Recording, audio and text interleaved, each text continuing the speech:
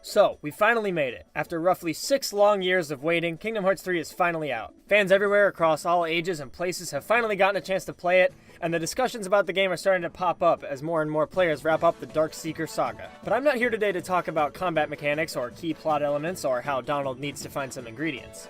I want to talk today about the marketing and run-up to Kingdom Hearts 3, specifically the trailers. If you take a look at where the community has been in the past few years, the game has been in development so long, its lack of existence was reaching meme status. Constant jokes about the game getting delayed and only your grandchildren being able to experience this game were rampant in the community, all the way up to launch. Kingdom Hearts 3 had almost fully embraced its vaporware fate, along with games like Half-Life 3. Games that were nothing more than in-jokes in the gaming community destined to never actually release. But, like Final Fantasy 15 or Duke Nukem Forever, this game actually came out. It was somewhat of a surreal feeling to be in GameStop on the evening of the 28th, actually holding Kingdom Hearts 3 in my hand. It felt like I was holding the culmination of a 6-year gag, that someone was pulling a fast one on me, and that I would put the game in my PS4 only to see a gif of Tetsuya Nomura laughing at me. But no, it did release. So we're here today to talk about how you market a game that has been desired for so long.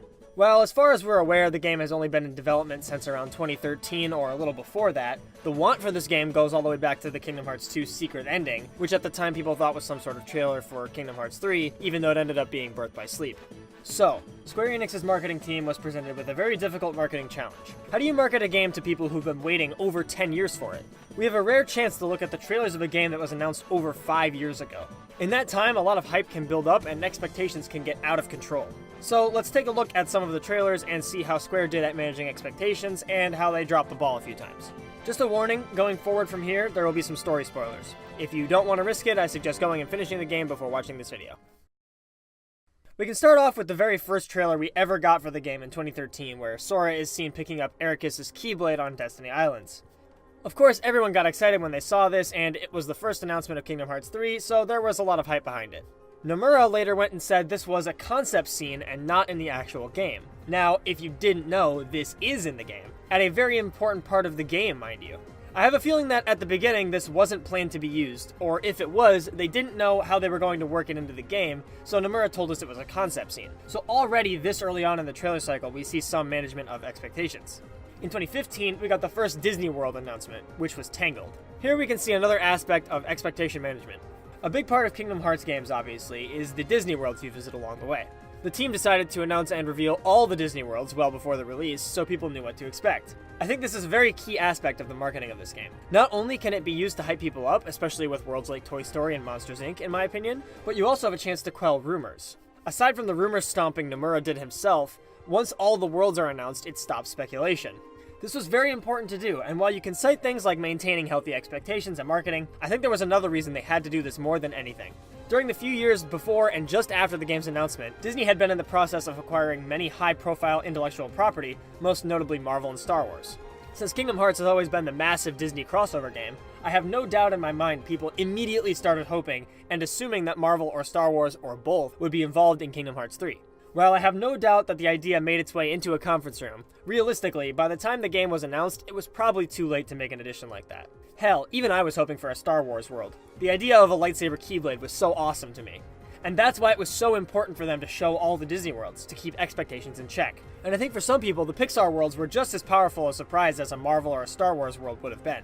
Around this time, they began to give impressions of the combat as well. Many of the trailers start showing off some of the new gameplay elements, and also those carried over from other games in the series. In many of the trailers, you see shotlock being used, you see some of the larger worlds being explored, they show attraction moves, wall running, etc.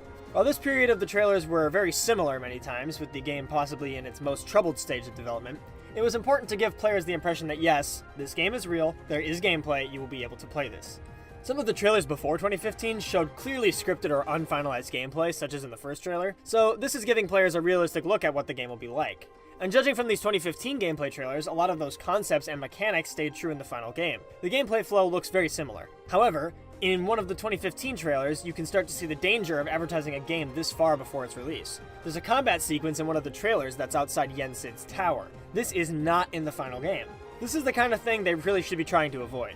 When the hype is building up for this long, fans latch on to every second of footage you give them. When those things aren't in the final game, people feel disappointed. It's a minor thing, but the longer our promotion and trailer cycle is, the more dangerous it is. At the point where we get to the 2017 trailers, the game is looking far more finalized and story details start to come out, so we'll take this piece by piece. However, sadly, we have to start at a part where they arguably dropped the ball in the long run. In the first trailer where we see Pete, Maleficent, and Hades talking, one of the very first cutscene trailers we've gotten, they mentioned the box.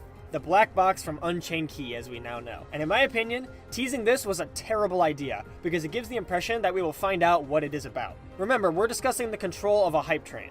The hype has been steadily building at this point, with trailers coming out increasingly. And if you finish the game at this point, you'll probably see that there's a little bit of ire in the community about Maleficent and Pete barely being used, and the box barely being mentioned or explored. Obviously, this is for a later installment, and I can accept that. However, that's why I think it's a bad idea that they talked about it so early in the trailers. It sets an expectation they didn't meet. However, they do nail expectations by beginning to show old Organization 13 members in the subsequent trailers. Not only are these fan-favorite characters, but many of them are characters we haven't interacted with on a meaningful level since Chain of Memories or 358 Days. And they play an effective role in the plot of Kingdom Hearts 3, and we are even presented the chance to fight them. This is a great translation of expectations to the final game. At this point, we've reached the Don't Think Twice trailers, which I would consider the beginning of the main marketing campaign. Trailers started coming at a steady pace, and almost all the trailers had story information in them. So from here, we'll cover the story information revealed and whether it was too much or too little. The first one to note is some of the stuff that shows up in the early game, namely the conversation with Xemnas and Ansem at the old mansion, and the scene with Mickey and Riku in the Realm of Darkness. Both of these scenes allude to some really nice plot points, those being Riku still having part of Riku Ansem, and Roxas coming back in this game. Since we find out very quickly that these scenes are at the beginning of the game, this was a great thing to put in the trailers. However, where it starts to get questionable in my opinion is from here on. They really start to show a lot of the interactions with some of the old organization members in the Disney worlds. If you played the game, you know that there isn't actually a whole lot of interactions with them during the Disney worlds outside of those scenes that they show in the trailers. This is partially due to how backloaded the plot is, but we'll get to that later. This is where the discussion gets tricky. Were they doing this to set expectations or to build hype? I actually think it's a little of both. To be fair to the trailers and marketing, those scenes were important in those worlds, and out of context, they work well to present that we'll be getting some plot during the Disney worlds. At this point, we're at the E3 2018 Frozen trailer, and they make, in my opinion, what is a very bold choice. They show the Aqua encounter where she's been influenced by Xehanort. Now, what we didn't know at the time is that this encounter is in the ending section of the game, somewhere around 5 to 7 hours from the end. Out of context, and for people who haven't yet played the game, however, this serves as a way to hype up longtime fans with an unexpected twist. Let's rapid fire through the rest of the trailers and what they showed that was from the ending section of the game.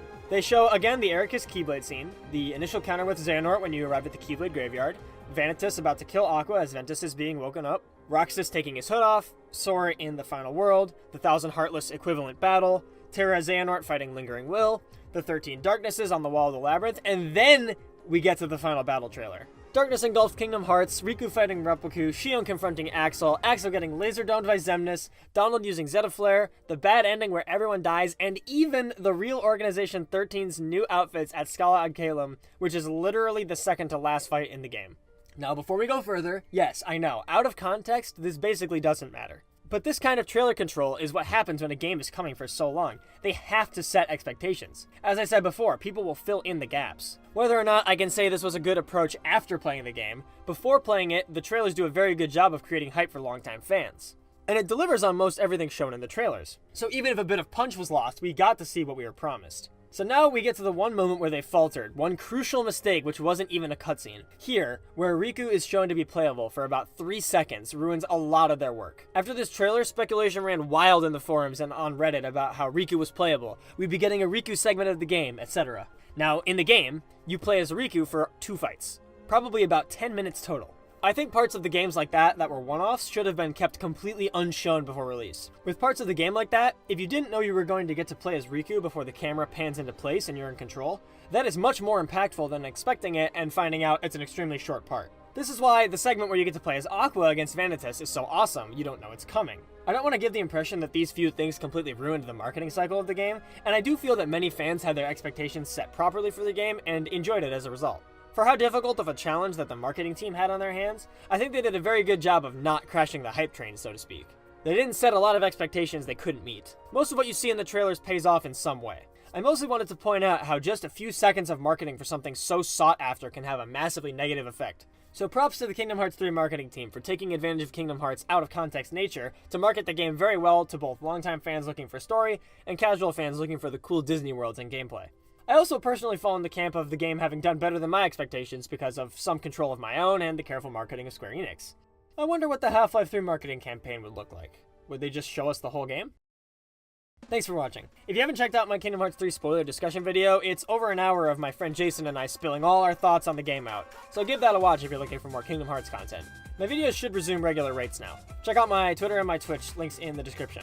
If you like this video, don't forget to hit that like and subscribe, and I'll see you guys next time.